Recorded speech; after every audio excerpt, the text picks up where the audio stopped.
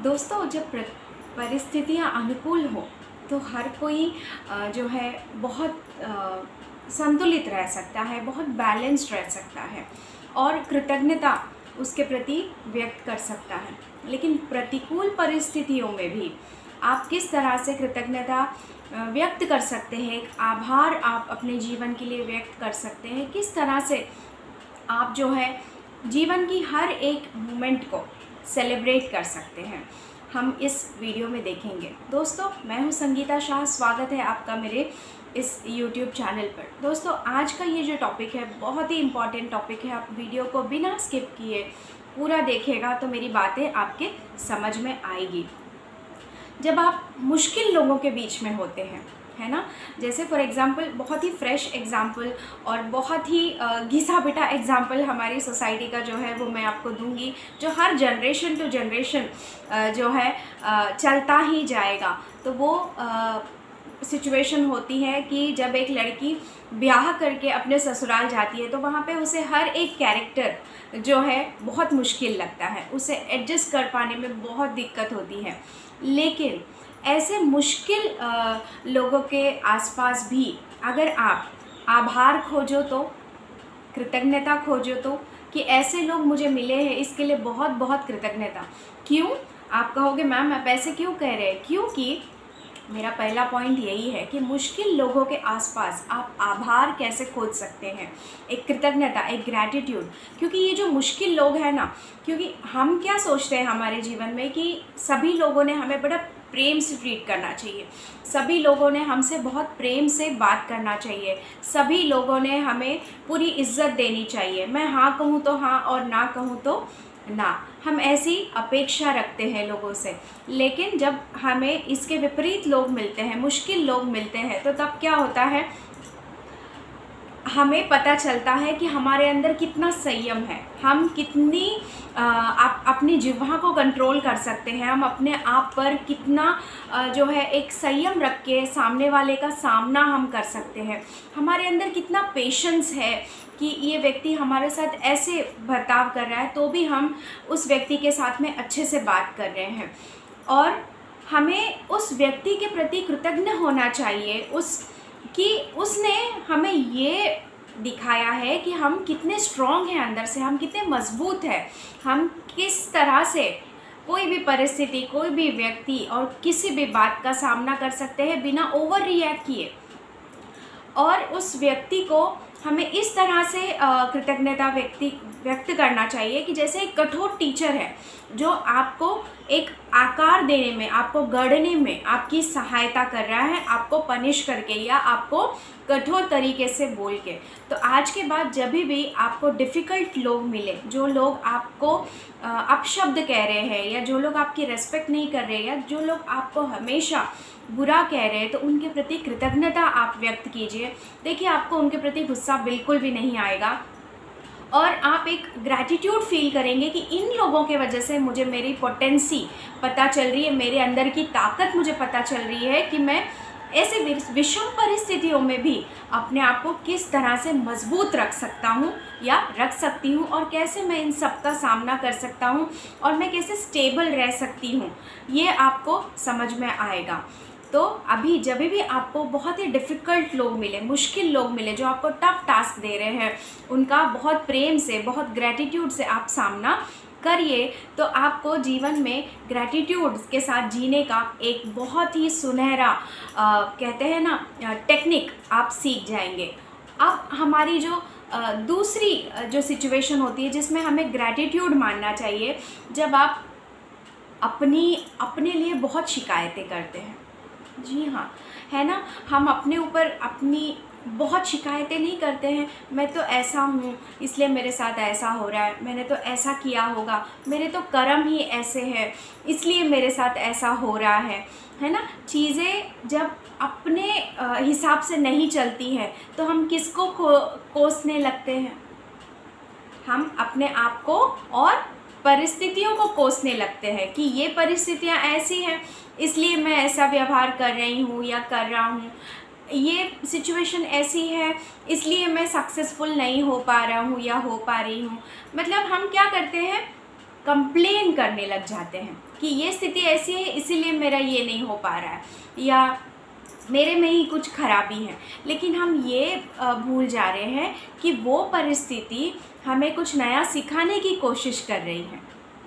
आपको नहीं लगता कि चीज़ें अगर आपके हिसाब से वर्कआउट नहीं हो रही है तो वो सिचुएशन आपको कुछ नया सिखाने की कोशिश कर रही है, आपको आपके कंफर्ट जोन से बाहर निकालने की कोशिश कर रही है। क्योंकि हम हमेशा यही सुनते हैं, जो कंफर्ट होता है वहाँ पे ग्रोथ नहीं होती है। ग्रोथ कहाँ पे होती है? जब आप थोड़ा सा अनकंफर्टेबल महसूस करते हैं, जब सिचुएशन आपके विरुद्ध आपको लग रही होती है ना, तो वहीं पे आपकी ग्रोथ होती है। दोस्तों, हमेशा ये चीज़ याद रखना, जब लोग आपके दुश्मन ज़्यादा हो जाए और दोस्त कम हो, लोग आपकी बहुत ज़्यादा बुराइयां करने लगे, तो ये समझ जाना आप कुछ बहुत अच्छा कर रहे हो अपने लाइफ में। तो ऐसी जब परिस्थितियां आ जाए, जब आप अपने ऊपर बहुत रिग्रेट करें, अपने ऊपर बहुत ज़्यादा पछता रहे हैं, या अपने आप के लिए कंप्लेन कर रहे हैं, अपने जीवन के लिए कंप्लेन कर रहे हैं, तो उस वक्त कृतज्ञता का भाव ज़रूर लेकर आना अपने अंदर। एक आभार ज़रूर व्यक्त करना यूनिवर्स के प्रति कि आप मुझे इस परिस्थितियों में डाले हो, इसीलिए मैं कुछ नया, है ना, क्योंकि ये वर्कआउट नहीं हो रहा है तो मैं क्या कर रही हूँ या कर रहा हूँ, कुछ नया करने की कोशिश कर रहा हूँ या कर रही हूँ। तो ये आपके लिए क्या क्रिएट कर रही है? एक अपॉर्चुनिटी क्रिएट कर रही है to bring out the best in yourself. आपको ऐसा कृतज्ञता का भाव जैसे ही रखेंगे, आप आभार जैसे ही व्यक्त करेंगे, आप देखोगे कि सिचुएशन पूरी की पूरी 360 डिग्री में चेंज हो गई। आपका पूरा स्टेट ऑफ माइंड जो है वो चेंज हो जाता है। तो दोस्तों, अगली बार जब ऐसी सिचुएशन आए, मेरे इन शब्दों का आप ज़रूर ध्यान रखना। तीसरी जो सबसे इम्पॉर्टेंट सिचुएशन सबके जीवन में आती है, कभी ना कभी आपके भी जीवन में आई होगी, जब हमारी नौकरी छूट जाती है। तो तब हम कहाँ होते हैं? हम रॉक बॉटम में होते हैं। हमें ऐसा लगता है बस अब जीने के लिए कुछ बचा ही नहीं है, हमें तो बस अभी खुदकुशी कर लेनी चाहिए। क्यों? क्योंकि बहुत सारे कमिटमेंट्स हमारे आसपास होते हैं, बहुत सारी जद्दोजहद हमारे पास होती है, हमें बहुत सारे बिल्स पे करने होते हैं, और अचानक से नौकरी छूट गई तो व्यक्ति इतना डिप्रेस हो जाता है कि उसको कोई उभार ही नहीं सकता। लेकिन उस परिस्थिति में भी आप एक आभार व्यक्त कर सकते हैं यूनिवर्स के प्रति, उस सिचुएशन के प्रति। जैसे ही आप आभार व्यक्त करेंगे, आभार किस चीज़ का व्यक्त करेंगे? आप बोलोगे मैम आप क्या कह रहे हो, नौकरी छूट जाएगी तो हम आभार कैसे व्यक्त करेंगे? देखो, नौकरी छूटी है तभी तो आप नई अपॉर्चुनिटी खोजोगे। देखिए, जब हम शतरंज का खेल खेलते हैं, क्या हम सिर्फ आगे आगे आगे बढ़ के ही जीत सकते हैं? नहीं, कभी हमें पीछे भी 4 कदम पीछे भी आना पड़ता है, क्योंकि अपने आप को एक विनिंग सिचुएशन में डालने के लिए आपको 4 चाल पीछे भी चलनी पड़ती हैं। तो इसका मतलब क्या है? आप हार गए हैं? नहीं, आप एक स्ट्रेटेजी बना रहे हैं ताकि आप इस बार जब आगे बढ़े, you should be in a winning position. आप एक ये सिचुएशन को आप हमेशा ध्यान में रखेंगे कि जब आपकी नौकरी छूट जाती है तब आप क्या करते हो? सबसे पहली चीज़, अपनी बायोडेटा को और स्ट्रॉन्ग बनाते हो किसी और कंपनी में अपने आप को प्रेजेंट करने के लिए। आप अपने स्किल्स को, इंटरव्यू स्किल्स को और शार्पन अप करते हो वो अपॉर्चुनिटी को प्राप्त करने के लिए जो आपके सामने है। और डेफिनेटली जो अपॉर्चुनिटी आपको मिलने वाली है वो सैलरी हाइक में, अगर मैं बहुत मरी सी मरी हालत में भी बोलूँ, 25 से 30% हाइक तो आपको देगी ही देगी। तो जॉब छूटना क्या दुख मनाने का कारण है? नहीं, आप में पोटेंशियल है, आप में कैपेबिलिटी है, तो आप एक और अच्छी अपॉर्चुनिटी किसी और अच्छे ऑर्गेनाइजेशन में, किसी और अच्छे टाइटल के साथ आप ज्वाइन करने वाले हैं। तो ये आपके लिए क्या हो गई? सेलिब्रेट करने का विषय हुआ ना। आपको कृतज्ञता व्यक्त करना चाहिए, आभार व्यक्त करना चाहिए आपकी उस पुरानी कंपनी को जिन्होंने आपको काम से निकाल दिया या आपने उस काम को छोड़ दिया, क्योंकि उस दिन से आप क्या करोगे? एक नई शुरुआत, आपके लाइफ को एक नई रिफ्रेशमेंट मिलेगी।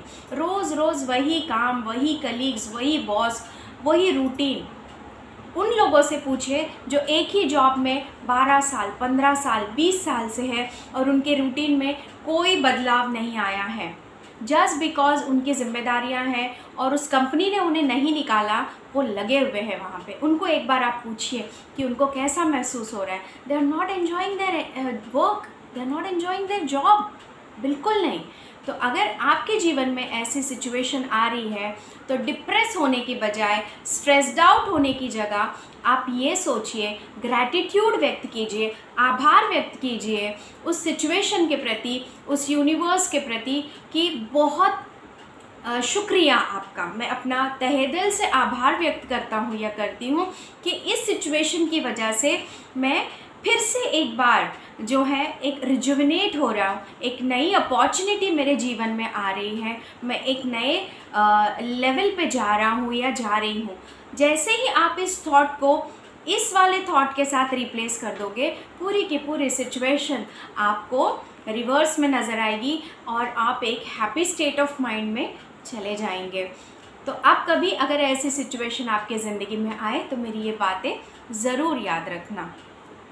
अब चौथी वो चीज़, जब हम बहुत ज़्यादा निराश हो जाते हैं, जब आपकी तबीयत बहुत ज़्यादा ख़राब होती है, कुछ ऐसे डिजीज़ेज़ हो जाते हैं जो लाइफ थ्रेटनिंग होते हैं, उस वक्त जब हम किसी को देखते हैं तो हमें बहुत दुख होता है, लेकिन अगले ही पल आपके दिमाग में एक थॉट आता है। हॉनेस्टली आप अपने दिल पे हाथ रख के कहिएगा, तुरंत आप अपने दिल पे हाथ रख के ये कहते हो, थैंक यू यूनिवर्स। यूनिवर्स को नहीं मानने वाले, भगवान जी थैंक यू सो मच कि आपने मुझे इतनी अच्छी हेल्थ दी, हाँ, कि मैं इस स्थिति में अभी नहीं हूँ, है ना। तुरंत आपके मन में वो ग्रैटिट्यूड की भावना आ जाती है कि मैं एक स्वस्थ शरीर लेके हूँ। दोस्तों, मैं अपना पर्सनल किस्सा बताती हूँ। मैंने अपनी माँ को खोया है कैंसर की वजह से, ठीक है। बहुत सालों तक वो कैंसर से जूझती रही। जब वो अपने आखिरी दिनों में थी तो हर रोज़ जब वो आईसीयू में थी, जब वो जगती थी और मैं उनको मिलने जाती थी तो वो मुझसे ये कहती थी कि संतू, मुझे वो प्रेम से कहती थी, तो कहती थी कि संतू आज सुबह मेरी आँख खुली ना, मैं सोची कि मैं मर गई रहेगी रात को, क्योंकि उनकी स्थिति वैसी थी। जब उनकी आँख खुलती थी और वो आसपास सिस्टर्स को देखती थी, मुझे देखती थी, तो उनके अंदर एक खुशी की भावना होती थी कि आज मैं ज़िंदा हूँ, तो मतलब आज का एक और दिन मैं अपने बच्चों के साथ बिताने वाली हूँ। इस तरह का उन्होंने जब एक शब्द अपने मुँह से निकाला ना कि जब मैं सुबह उठती हूँ ना तो मुझे बहुत खुशी होती है कि आज मैं ज़िंदा हूँ। दोस्तों, उस दिन मुझे एक चीज़ समझ में आई कि हम लोगों को ना अपना जीवन का हर एक दिन सेलिब्रेट करना चाहिए कि एक और दिन हम जी रहे हैं। तो इतनी बीमारी में भी मेरी माँ ने एक ग्रैटिट्यूड वाला शब्द कहा जिसने मेरे जीवन में बहुत बड़ा गहरा इम्पैक्ट डाला, और उस दिन से लेके आज तक मैं एवरी डे जब सुबह उठती हूँ ना तो मैं ग्रैटिट्यूड व्यक्त करती हूँ कि मेरे पास एक अच्छा स्वास्थ्य है। लेकिन मेरी माँ ने अपने बुरे हेल्थ में भी जो है क्या कहते हैं, ग्रैटिट्यूड व्यक्त किया यूनिवर्स के तरफ कि इतने बुरे हेल्थ में भी वो जीवित है, और वो ग्रैटिट्यूड व्यक्त कर रही थी कि उन्होंने मुझे एक और जीवन जीने के लिए एक और दिन दिया। इसीलिए आप कितने ही बुरे हेल्थ में हो, लेकिन आप ग्रैटिट्यूड व्यक्त करो उस यूनिवर्स के प्रति कि इतनी बीमारी के बावजूद भी मैं ज़िंदा हूँ। तो ये मेरे शब्द उन सभी लोगों के लिए हैं जो लोग क्रिटिकल हेल्थ इश्यूज़ से गुज़र रहे हैं, जिनको ये डर है कि पता नहीं मैं कब मर जाऊँगा या मर जाऊँगी, और वो जीना ही छोड़ देते हैं, वो जीवन को सेलिब्रेट करना ही छोड़ देते हैं। वो 4 दिन, वो 10 दिन, वो 2 महीने, जो भी आपके पास है, भगवान ने जब तक आपको जीना लिखा है तब तक आप हर रोज़ जब भी सुबह जगे उस दिन को सेलिब्रेट करें, और अपने आसपास वालों को भी ये मैसेज पास ऑन करें कि जीवन सेलिब्रेशन है और एवरी डे सेलिब्रेट करना चाहिए। ये उस व्यक्ति को ही इसका महत्व पता चलता है जिसके लिए एक एक दिन वो गिन रहा होता है, जब डॉक्टर जवाब दे देते हैं। तो दोस्तों, बीमारी में भी जो लोग इस वक्त है, प्लीज़ मैं आपसे कहूँगी कि आप है ना आभार व्यक्त करें यूनिवर्स के लिए कि आपको हर एक दिन जो है एज अ गिफ्ट उनके द्वारा दिया जा रहा है। और मेरा जो आखिरी पॉइंट है कि जब अपना कोई अज़ीज़, कोई बहुत ही ऐसा व्यक्ति जिसे हम बहुत प्रेम करते हैं, वो व्यक्ति अगर मर जाता है तो हम कौन से स्टेट ऑफ माइंड में रहेंगे? हम बहुत ज़्यादा एकदम कहेंगे ना कि टूट जाते हैं। हमें ऐसा लगता है बस आज के बाद है ना जीवन है ही नहीं, हम जी ही नहीं पाएंगे इस व्यक्ति के बगैर। लेकिन दोस्तों, क्या आप थोड़ा सा स्टोरी को हम अगर फ्लिप कर दें, जैसे मैंने आपको बताया मेरी अपनी माँ के बारे में, यहाँ पे भी मैं एक आपको उन्हीं का एग्ज़ाम्पल दूँगी। वो जब जीवित थी तो कैंसर की वजह से बहुत पीड़ा में थी, बहुत भयानक दर्द में थी, ठीक है। और जब उनकी मृत्यु हुई, मतलब वो इतनी पीड़ा में थी कि हम उन्हें देख नहीं सकते थे, लेकिन जब उनकी मृत्यु हुई मुझे कुछ क्षणों के लिए दुख हुआ, लेकिन कुछ क्षणों बाद जब मैंने अपने आप को संभाला तो मैंने ये महसूस किया कि मेरी माँ के इस शरीर को उस यातना से जो है मुक्ति मिल गई। जो दर्द वो से झेल रही थी इतने दिनों से, उससे उनको मुक्ति मिली। वो एक फ्री सोल है ना, क्योंकि हम सोल हैं, हम शरीर तो है नहीं, तो सोल तो अजर अमर है, उसकी कोई मृत्यु नहीं होती है। तो मतलब केवल ये जो शरीर था जिसमें उनको पीड़ा थी वो क्या हो गई, ख़त्म हो गई और वो फ्री हो गई। And she is on a new journey, वो एक अपने नए रास्ते पर आगे बढ़ चुकी हैं। और हम सब ये मानते हैं कि हमारे जो लव्ड वंस होते हैं, हमारे अगले जन्म में कोई ना कोई रिश्ते से फिर वो हमारी ज़िंदगी में हमें दोबारा से ज़रूर मिलते हैं, क्योंकि हम रीइंकारनेशन तो होगा ही होगा हमारा। तो वो उस जर्नी पे ऑलरेडी आगे बढ़ चुकी है और हमारे लिए एक नया संसार हमारे लिए रेडी कर रही है, एक नई पार्श्वभूमि वो हमारे लिए बना रही है। या इसी तरह से जब आपका भी कोई लव्ड वन आपको छोड़ के इस दुनिया से चला जाता है तो आप कृतज्ञता महसूस कर सकते हैं कि वो व्यक्ति जीवन जीते हुए उन्होंने आपके जीवन में जो योगदान दिया, जो आपके जीवन को उन्होंने खूबसूरत बनाया, या जिस खूबसूरती से उन्होंने अपना जीवन जिया, उसके लिए आप उनके प्रति कृतज्ञता महसूस कर सकते हैं, कृतज्ञता व्यक्त कर सकते हैं कि कितना सुंदर रहा उस व्यक्ति का जीवन, या उनके जीवन से आपको क्या क्या सीखने को मिला। आप जबकि वो इस शरीर को छोड़ के अपनी दूसरी यात्रा पे निकल चुके हैं, तो आप ये भी अपने उनके प्रति ये एहसास कर सकते हैं या ये एहसान जता सकते हैं कि आप हमारे लिए एक और पार्श्वभूमि बना रहे हैं, हमारे लिए एक नया जीवन क्रिएट करने के लिए आप आगे बढ़ चुके हैं। और दोस्तों, मृत्यु ही सत्य है इस जीवन का, बाकी ये सारा जो संसार है ना, ये छलावा है। ये आप हमेशा याद रखिए, मृत्यु ही एकमात्र सत्य है।